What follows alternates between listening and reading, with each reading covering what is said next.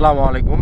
আমি এতক্ষণ যা দেখাইলাম, আমি আসলে আমাদের এদিকে যে জমিগুলো আছে, বাসা থেকে অনেক দূরে আসলাম। আসলে পানির পিপাসা লাগছে, একটু মেশিনে পানি খেলাম। আবার সেখান থেকে একটু মুখ ধোয়ার জন্য পাইপের মুখে গেছিলাম, মুখটা একটু ফ্রেশ করলাম। আজকের ভিডিওর উদ্দেশ্য হচ্ছে আমাদের এলাকার বর্তমান সময়ে কি পরিস্থিতি।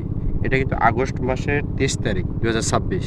এই দিনটা যেন মনে থাকে, আমার ভিডিওটার মাধ্যমে যেন মানুষের মনে থাকে। আমি এই দিনটা জন্য মনে রাখার জন্য বিশেষ কারণ বলতেছি। আজকের সময় আপনি দেখেন, আগস্ট মাসের 23 তারিখ মাটির কি অবস্থা, কোনো পানি নেই। যে সময় বৃষ্টি হওয়ার কথা, মাটি ধুলো হয়ে গেছে, মানে জমিগুলো ফাটে ফেটে গেছে। এখন মেশিন দিয়ে সেচ দিচ্ছে। এই সময় কিন্তু বৃষ্টি হওয়ার কথা, বৃষ্টি হলো না। আর দ্বিতীয়ত বড় সমস্যা হচ্ছে সার পাওয়া যাচ্ছে না। আমি আসলে অবাক হয়ে গেছি গ্রামে এসে, গ্রামের কৃষকদের কি পরিস্থিতি।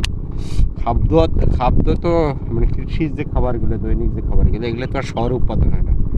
আপনি যাই কিছু বলেন না কেন, খাবার আপনাকে গ্রামের কৃষি জমিতে উৎপাদন হবে। এগুলো তো আর শহরে কোনো কিছু পাওয়া যাবে না বা উৎপাদন হবে না। মেইন কথা হচ্ছে যেখান থেকে উৎপাদন হবে সেখানকার কৃষকরা সার পাচ্ছে না। সার, এটা হচ্ছে, আমি কাউকে ইন্ডিকেট করতে বলতেছি না। এখন শাসন আমল কিন্তু চলছে বিএনপি সরকারের। দিনার সময় সার মানুষকে আইডি কার্ড দিয়ে ঘুরে ঘুরে নিয়ে আসতে হচ্ছে। জানি না উৎপাদন যে কারখানাগুলো আছে সেখানে শর্ট না আমাদের পলিটিক্যালি ব্যাপার আছে, না আমাদের সিন্ডিকেট ব্যাপার আছে, এই বিষয়গুলো জানি না। তবে এই দিনটা মনে রাখার মতো দিন, যেদিনে কৃষক সার পাচ্ছে না, জমির কি অবস্থা, পানি পানি দিচ্ছে মানে কষ্ট করে, যে সময় বৃষ্টি হওয়া দরকার সেটা একটা প্রাকৃতিক বিপর্যয়, প্রাকৃতিক বিপর্যয়। আর একটা হচ্ছে সারের কথা বলি, কয়েকজন সার আনতে গেছে, সার দিচ্ছে না। এই গ্রাম অঞ্চলে বাজারে যে মাল দোকানগুলো আছে সার বিক্রি করে, তারা অনেকেই চেষ্টা করলো সার নিয়ে আসার জন্য, কিন্তু দোকানদার বলে যে তাদের কাছে সার নেই, কৃষকের আইডি কার্ড ছাড়া সার দিচ্ছে না। আমার কাছে একজনের আইডি কার্ড ছিল, সেই আইডি কার্ডটাও হারিয়ে গেছে। তার এই আমার কাছে ছিল, কিন্তু আমার মনে নেই আমি কোথায় রাখছি। এখন তাই তিনি আর সার পাচ্ছেন না। কি একটা বিপর্যয়!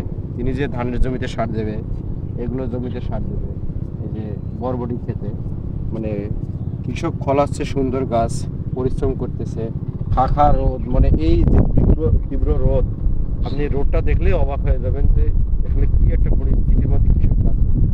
তারপরে ক্লান্তি নেই, শরীরে কাপড় নেই, তারপরে শরীর সহ্য করতেছে। এগুলো আসলে অনেক সময় বলা যায় কি মাটির শরীর, প্রমাণটা হচ্ছে এই ইনি কৃষক। আপনি নর্মালি ভাবে দেখেন, তার পরিস্থিতি আমাকে গরম লাগতেছে, রোদ লাগতেছে, তাকে রোদ লাগতেছে না। এই হলো কৃষক। আর আজকের ভিডিওর মেইন উদ্দেশ্য আমি 100বার বলতেছি, আমাদের সারের যে অবস্থা, সার এখন সোজাসুজি দোকানে গিয়েও পাচ্ছি না।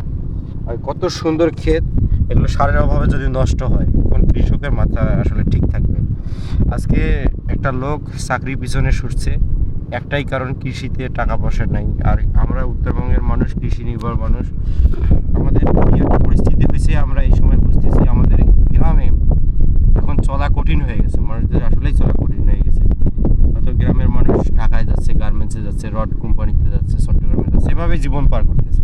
কিন্তু আসলে কৃষিকাজে দেখেন, করতে গিয়ে সার নাই, তেলের খরচ বেশি, মানে যাবতীয় খরচ বেশি। কিন্তু উৎপাদনের ক্ষেত্রে যখন সবজি বিক্রি করতে যাচ্ছে, সবজি বিক্রি যারা করতেছে জমি কৃষকরা, তারা কম পাচ্ছে। কিন্তু মাঝখানে সিন্ডিকেট একটা ব্যবসায়ী আছে, তারা তারা যারা আমরা যারা কিনতে যাচ্ছি, তারা আবার বেশি করে দিয়ে কিনতেছে। মাঝখানের লোক যারা ব্যবসা করতেছে তারা লাভ করতেছে, কিন্তু যারা কৃষক তারা হচ্ছে কম টাকা পাচ্ছে। কিন্তু ভোগান্তিটা সবচেয়ে বেশি হয় কৃষকের। আজকের দিনটা মনে রাখার মতো দিন, এই কারণ বৃষ্টি তো এমনিতেই নেই, জমিতে পানি নাই। দ্বিতীয়ত সারটা একবারে নাই বললেই চলে। মানে কার্ড নিয়ে যাইতে হচ্ছে, ভোটার আইডি কার্ড নিয়ে যাইতে হচ্ছে, এবং সেটা যদি 2 মণ সারের দরকার হচ্ছে, 1 মণ সার দিচ্ছে। এই হলো কৃষকের অবস্থা। এই দিনটা আসলে ভোলার মতো দিন নয়। এই আসলে এগুলো দিনকে কীভাবে আখ্যায়িত করবো জানি না। এটা আসলে আমাদের জন্য সামনে আসলে ভয়ঙ্কর একটা পরিস্থিতি তৈরি হওয়ার মতো পরিবেশ সৃষ্টি হয়ে গেছে। আর যদি এটা অতি সহজে সারটা আসলে অ্যাভেলেবেল করে দেয়, সবার জন্য আসলে ভালো হবে। বিশেষ করে কৃষক যদি ভালো থাকে, আমাদের পরবর্তী লেভেলটা যারা কিনে খায়, তারাও কিন্তু সহজে আসলে শস্য কিনে খেতে পারবে, কম দামে কিনে খেতে পারবে। পারবে। যদি এরকম চলতে থাকে তাহলে বুঝতেছেন তো কী হবে। তাই এই দিনটা আমি মনে হয় একটা স্মরণীয় দিন, যেখানে সারের অভাবে কৃষকরা জমিতে সার দিতে পারতেছে। ভিডিওটি কেমন লাগলো কমেন্ট করে জানাবেন।